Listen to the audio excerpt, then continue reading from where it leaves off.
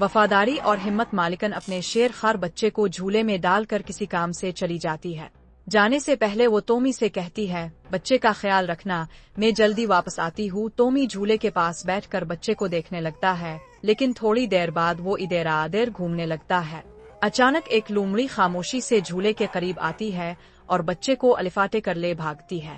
تومی نے جب دیکھا تو وہ چلوتا ہوا لومڑی کے پیچھے بھاگا۔ لومڑی جنگل میں اپنے بل کی طرف تیزی سے دوڑی جہاں اس کی ساتھی لومڑیاں رہتی تھی۔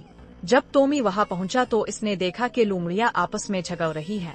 ایک کہتی تھی، میں یہ بچہ کھاؤں گی، دوسری چیختی، نہیں یہ میرا ہے۔ ان کا جھگڑا دیکھ کر تومی نے موقع پا کر جھپٹا اور بچے کو الفاٹے لیا۔ لومڑیوں نے اس کا پیچھا کیا، مگر تومی تیزی سے بھاگتا ہوا گھر کی طرف پہنچ گیا۔ اس وقت تک مالکن اور مالک گھبرا کر بچے کو ڈھونڈ رہے تھے۔ جب انہوں نے تومی کو بچے کے ساتھ دیکھا تو خوشی سے اسے گلے لگا لیا۔ مالکن نے کہا، تومی، تم نے بچے کی جان بچائی ہے، آج سے تم ہمارے خاندان کا حصہ ہو۔ اب سے تومی ان کے گھر کا فرد بن گیا۔ مالکن اور مالک اس کا بہت خیال رکھتے اور سب مل کر ہنسی خوشی رہنے لگے۔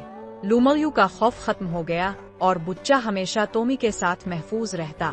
یوں ایک معمولی سی واقعہ نے سب کو پیار اور اتحاد کا سبق سکھا دیا۔